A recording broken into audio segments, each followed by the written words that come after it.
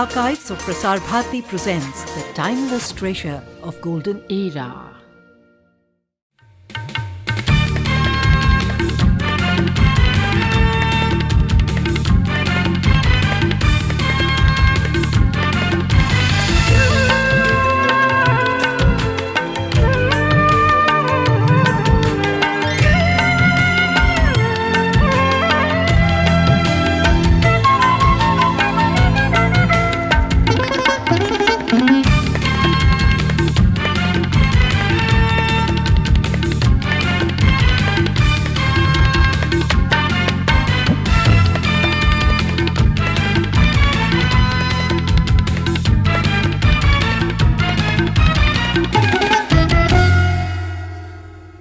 Hello and welcome to Living on the Edge, the program that crisscrosses the country highlighting environmental problems, exploring solutions and taking a closer look at successful conservation movements.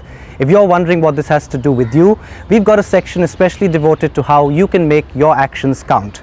This week we examine the environmental impact of beach tourism in Odisha. We show you how the actions of this man helped save a wetland in the heart of Calcutta and reveal the pitiable plight of cows on Delhi's streets. The classic conflict between tourism and environmental degradation surfaces yet again, this time on the beautiful beaches of Odisha. The Odisha government, to attract tourists and earn foreign exchange, sanctioned resorts on the 40-kilometer stretch of beach between Puri and Konark. But in doing so, they drew so much criticism from environmentalists that they were forced to shelve the project. Now the government has changed and it remains to be seen whether the resorts will be resurrected. Sunil Manoharan reports. Had the government alerted this land, so many people would have got employment. Direct employment of 30,000 people over there and indirect employment multiplied by 5. You see, there are so many suppliers, chicken supplier, vegetable supplier, grocery supplier, everybody. There's so many people who would have indirectly benefited. All this is stopped by one person who says allotment of land in that area would create environment problems. So there was a natural tourist place. We have no capacity to maintain it. What is the road to Konark and Puri? Have you tried to, it is an infrastructure? Have you tried to broaden the road and develop the infrastructure? So it is just like searching for a new grazing ground. Destroy Puri beach, which is one of the best bridge for tourist attraction, go in for some other place. But he himself is not concerned about environment. Because what's he doing? Has he done a single patch of greenery anywhere in his life? He hasn't done, only talks. And by talking he has stalled all these projects. Yes, I agree. I did not know, number one, environmental law was not existing in India when I was in the government. Everything is 80s. Number two, we did not understand at that time the importance of environment. So all these environment issues are being raised within 10 or 15 years. And laws have been brought only for the last 3 or 4 years. So how can I presage that there will be a law after 10 or 15 years? And I think it is.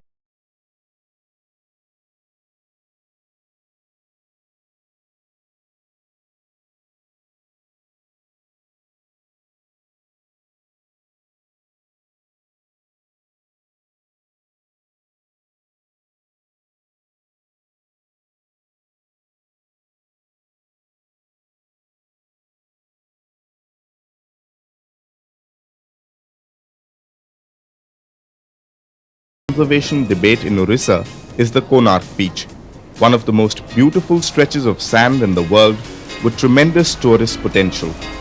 The development of beaches such as Puri, it was hoped, would attract the more affluent foreign tourists. In fact, the World Tourism Organization had gone so far as to suggest that this stretch be developed as a world-class tourist resort. Puri as such, the town part of it is already saturated. Now the only place to go is somewhere which is closer to the sea and also which is from the point of view of facilities that can be developed in terms of sea sports and other areas. But environmentalists question such moves. They argued that the beach resort will transform the lives of over 1 lakh villagers who are critically dependent on the nearby forests for fuel wood.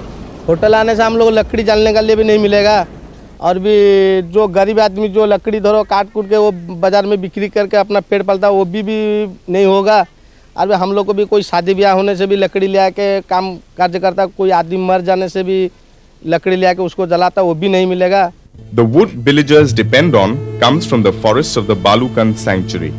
Home to the black buck, the sanctuary is supposed to be protected and faces destruction of forest land if the tourist complex becomes a reality.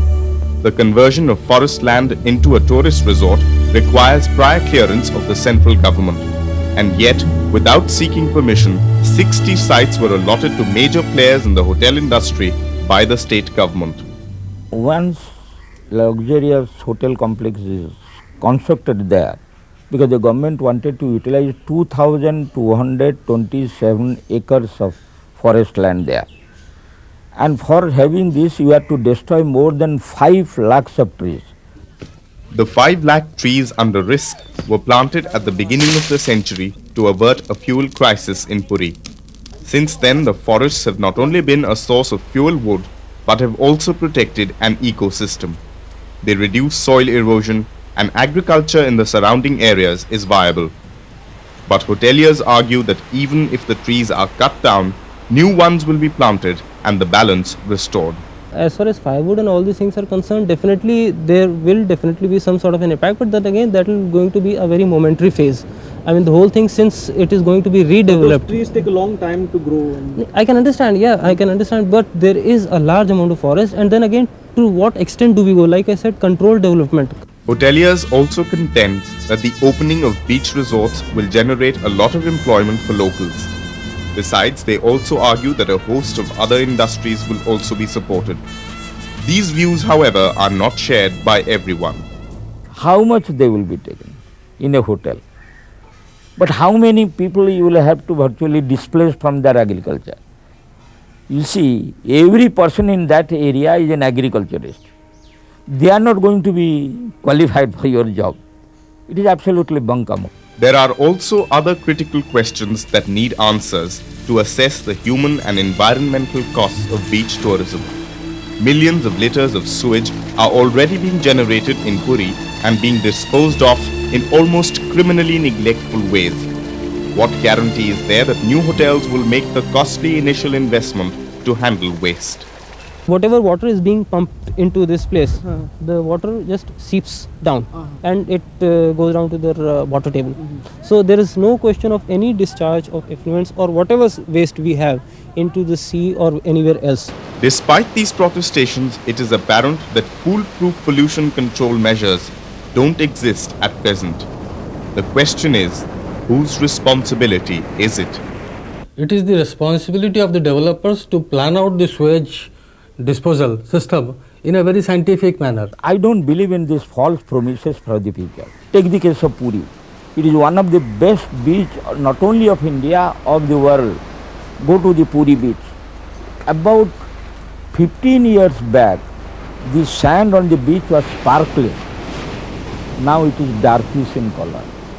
Environmentalists are also worried about the impact of beach resorts on groundwater reserves. Groundwater is crucial for drinking and irrigation.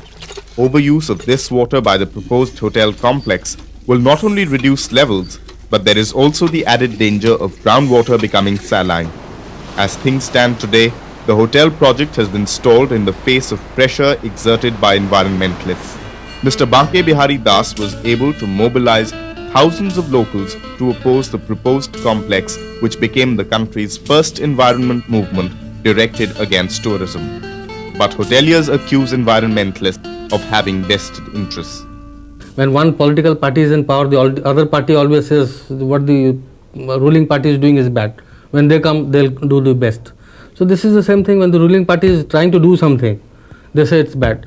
So given the arguments and counter-arguments, the differences of opinion between the central and state government, and the lack of adequate infrastructure to meet the demands of foreign tourists, it isn't surprising that foreign tourist arrivals have reduced from 26,000 in 1990 to 7,000 in 1993.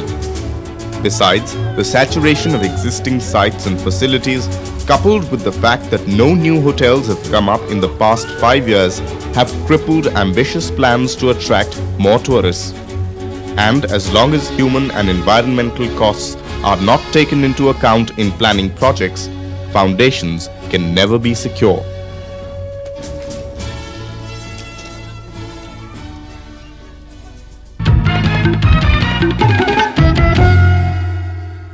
The feedback we get from our viewers comes in the form of lots and lots of letters, peppered with encouragement and criticism. The limitations of English in a country like ours are repeatedly stressed, but that problem will be solved when the language versions of Living on the Edge hit the air. Some of our viewers feel that we should be more forceful. Take Mukul Anand of Ghaziabad, UP for instance. Every time I watch your program, I admire your conviction and courage. Yours seems to be a lone voice of sanity amidst a cacophony proclaiming a new era. How is it that most respected newspapers, magazines and television programs have suddenly been bowled over by the changes occurring? I do feel you could be a bit more assertive and direct about the consequences of environmental harm. Well, Mukul, we feel that being overly forceful might just make people defensive and convince them that they can't do anything about environmental problems. Our next story shows what's possible when a group of like-minded citizens get together. The city, Calcutta. The place, a resting spot for migratory birds. Priya Somaya reveals how motivated citizens can work wonders for conservation. It's situated in the middle of a congested residential area in Havra district, close to a busy railway line and a crowded thoroughfare. It scarcely looks like a pond that attracts migratory birds. And yet, each year, over 6,000 birds from Siberia, Afghanistan and the Himalayas make a stop over here, and they've been doing so since the 1940s.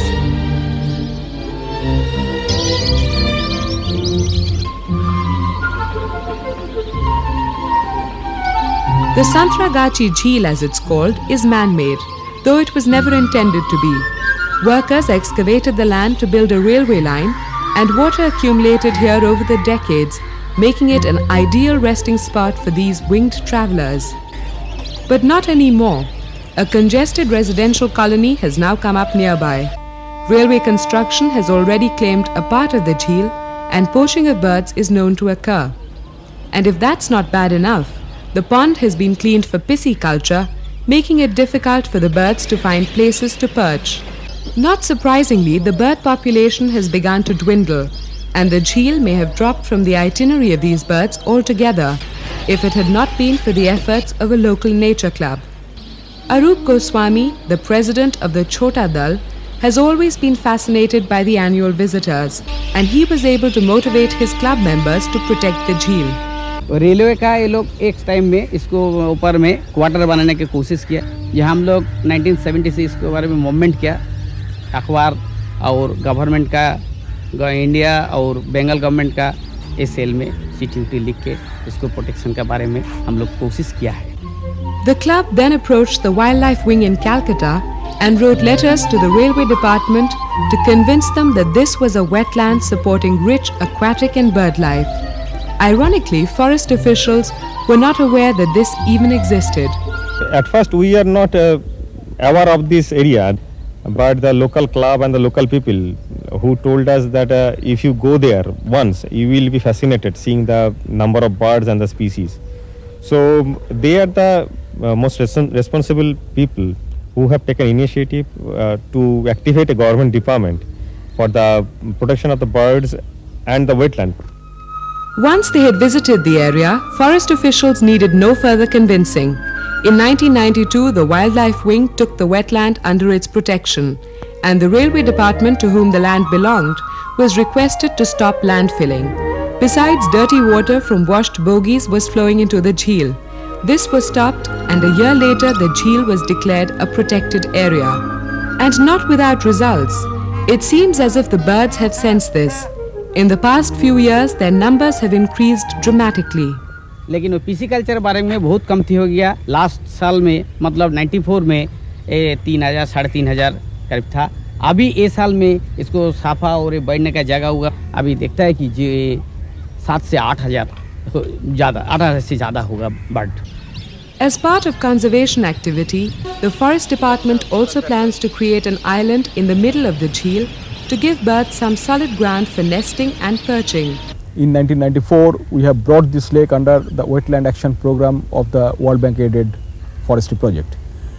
And we hope that in future we will be able to take up more intensive development activity in those areas. Our department hopes that people in other areas can easily take such initiative and bring notice some other areas which need protection. Santragachi Jheel is a rare example of successful conservation effort that began in the hearts and minds of a small group of people that was supported by the prompt actions of the Forest Department. Across the country, hundreds of similar water bodies are being systematically destroyed because of official apathy and the indifference of citizens. Lakes and ponds are making way for buildings, and bird and aquatic life are the casualties of development. And yet, Santragachi Jheel remains an island of hope for people who wish to initiate similar action. And if forest officials are as sensitive elsewhere as they were in Santragachi, success is assured.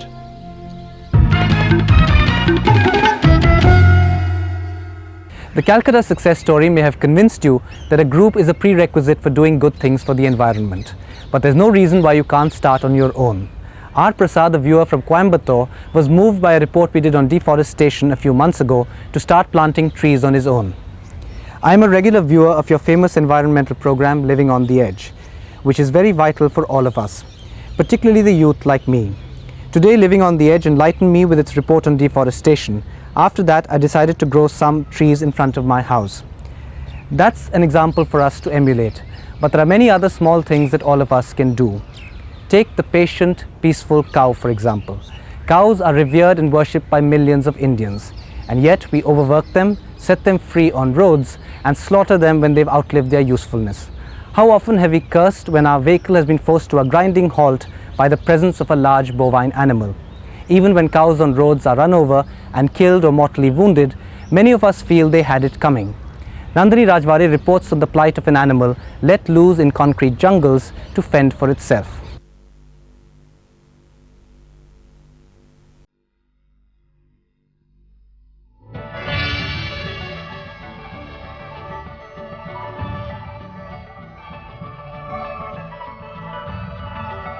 They amble down roads, nose for food in bins, and bask in the sun on road dividers. Cows are so much a part of our lives that we are always indifferent to them, never pausing to consider whether cows should really be loitering on roads and streets. Over 90% of the cows we see while driving to work are not stray. They are deliberately let loose by their owners after they are milked each morning. Cows, unlike buffaloes, need a lot of exercise, and strangely enough, return each evening to their homes. But many of these bovine creatures are abandoned when they stop producing milk, or when they get sick or incapacitated. Left to survive or die, they are often seriously hurt or even killed by rash drivers. Even when this happens, good riddance is what most citizens say. After all, negotiating these placid creatures who have a knack of appearing on the road when least expected isn't everyone's idea of fun. Cows on the road are definite menace because I don't know, I feel in India maximum accidents do occur because of cows. जितना roads और यहाँ पे गंदगी बनी होती है ये सिर्फ गाय और भैंसों की वजह से और पैदल भी चलने वाला जो आदमी है वो भी एक प्रॉब्लम महसूस करता है. The government should do something about it and get them out of the way. I mean, I'm sure they are a cause to a lot of accidents. But nobody seems to pay any attention. बहुत करते हैं गाय को हटाने के लिए लकड़ी दिखाते हैं तो वो कुछ मतलब ज़्यादा फिर भागती है गाय मतलब भागती है आगे के जो लोग होते हैं उनको बहुत मतलब चोट पहुंचती है.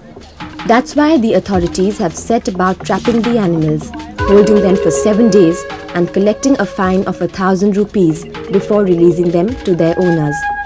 But the pounds they are kept in are woefully inadequate, and even the most hardened visitors are moved to pity.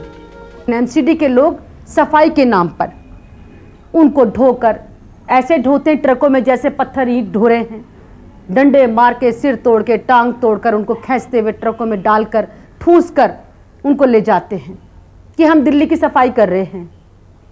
आप जरा जाकर देखिए मालवीय नगर कैटल पाउंड का उदाहरण एक मैंने अपनी आंखों देखा है कि किस तरह से जानवरों को कई 20-20 दिन तक भूखा प्यासा, कोई चारा नहीं, कोई दाना नहीं, बीमार है, सिर फट गया, टांग टूट गई, ये कोई नहीं देखता है. If not claimed within a week, these cows are auctioned off. Those rejected find themselves transferred to cow shelters. A study conducted by a voluntary organization, Kindness to Animals and Respect for the Environment, found that the municipal departments ill-treated the animals. The cow pound is filled beyond capacity and rarely cleaned. There is no vet on hand to take care of them, and 2 to 3 cows die here every day because of callous neglect. Proposals for the transfer of these pounds to non-government organizations lie with the corporations, waiting to be passed.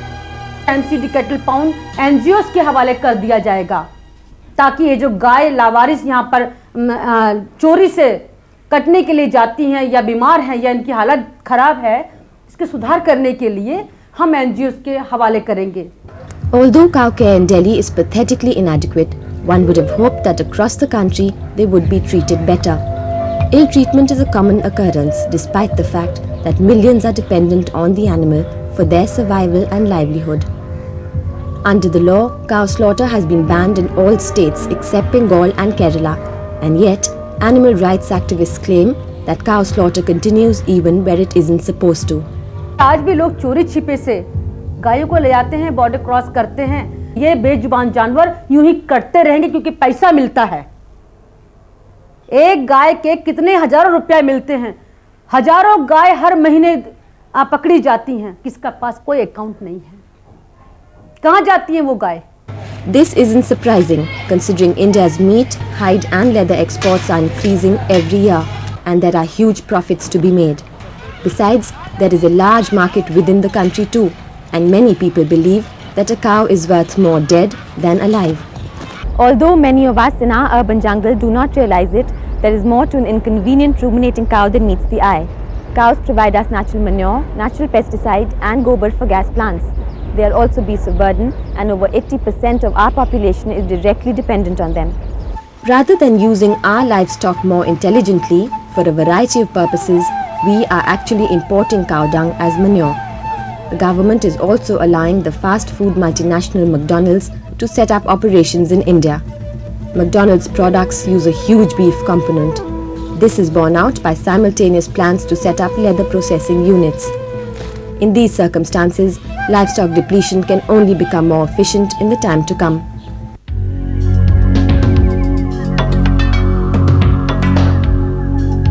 The US paper industry consumes enough wood each year to make a boat walk to the moon. This wood comes from forests outside the US.